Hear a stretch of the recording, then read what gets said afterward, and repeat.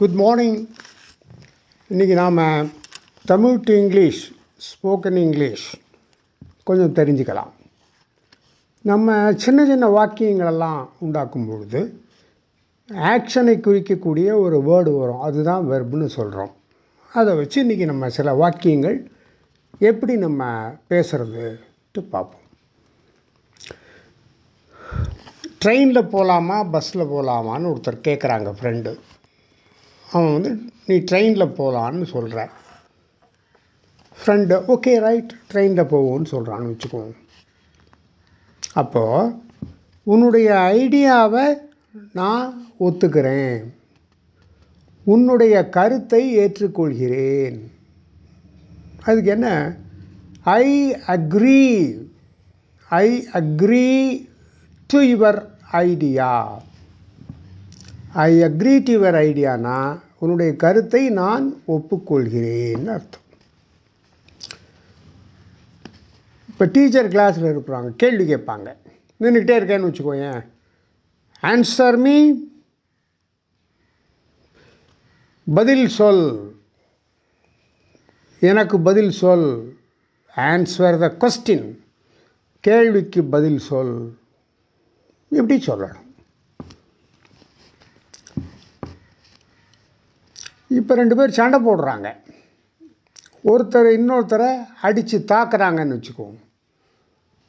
அப்போது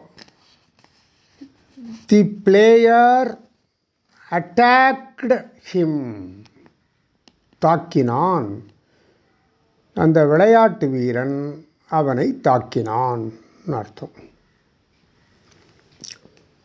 இப்போ பெர்மிஷன் கேட்குறீங்கன்னு வச்சுக்கோங்க, அதுக்கு அலோன்னு சொல்லுவோம். அலோ அப்படின்னா அனுமதி, இடம் கொடுன்னு அர்த்தம். Please allow me to go out, தயவு செய்து எனக்கு வெளியே போக அனுமதி கொடுங்கள். ஆக்ட்னு ஒரு வார்த்தை இருக்குது. ஆக்ட் அப்படின்னா வேலை செய்கிறது, டூ சம்திங்னு அர்த்தம். இப்போ ஒரு ஸ்கூட்டர் வேகமாக வந்துட்டுருக்கு, டிராஃபிக்கில் திரும்பணும், லெஃப்ட்டில் ஃப்ரீ லெஃப்ட்டு நீ போகிற அப்படின்னு சொன்னால், வா சீக்கிரமா அப்படின்னு சொல்கிறேன்னு வச்சுக்கோ. சீக்கிரமாக நடந்து கொள், ஆக்ட் குயிக்லி, சீக்கிரமாக நடந்து கொள், சீக்கிரமாக திருப்புன்னு அர்த்தம். இலக்கு, குறிபார்க்கிறது எய்ம். எல்லாருமே படிக்கும் பொழுது லட்சியத்தை நோக்கி செல்ல வேண்டும். So aim at your goal, aim at your goal, லட்சியத்தை நோக்கி இலக்கை வைத்துக்கொள் அப்படின்னு அர்த்தம். படித்து முடிச்சுடுற ஒரு இடத்துல வேலை கிடைக்கிறது, அப்போது எனக்கு அப்பாயின்மெண்ட்டு கிடச்சிருச்சுன்னு சொல்லணும். புரியுதா? ஐ ரிசீவ்ட் an appointment order, எனக்கு ஒரு வேலை நியமன உத்தரவு கிடைத்தது.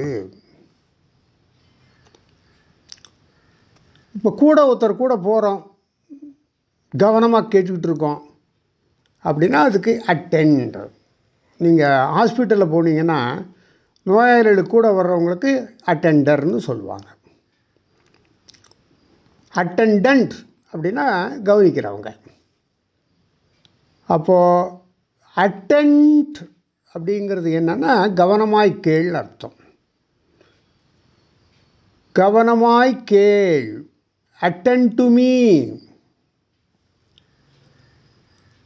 அடுத்தது தப்பிச்சுக்கிறதுக்காக, இப்போ ஒரு குறிப்பிட்ட பாதையில் நீ போயிட்டுருக்குற, ஹெவி டிராஃபிக்காக இருக்குது, அதை அவாய்ட் பண்ணணும், சின்ன தெருக்கள் வழியாக போய் ஸ்கூட்டரில் போகிறேன்னா அப்போது நீ என்ன பண்ணுற? நெருக்கமான டிராஃபிக்கை, போக்குவரத்தை தவிர்க்கிறேன். I avoid heavy traffic. அப்புறம் அட்ஜஸ்ட்னா என்னன்னு கேட்டால் சரிப்படுத்து சரிக்கட்டு. இப்போ நீ கண்ணாடி முன்னாலே ட்ரெஸ் பண்ணிக்கிற, கடைசியில் என்ன பண்ணுற, எல்லாத்தையும் ஒரு தடவை சரியாக பண்ணியிருக்கோமான்னு பார்க்குற, கொஞ்சம் அதை அட்ஜஸ்ட் பண்ணிக்கிற. அப்படின்னா ஐ அட்ஜஸ்டட் மை ட்ரெஸ், என்னுடைய ஆடையை சரிப்படுத்தி கொண்டேன். ஸோ இந்த மாதிரி நம்ம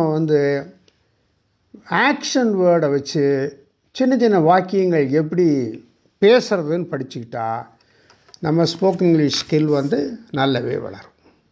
தேங்க்யூ.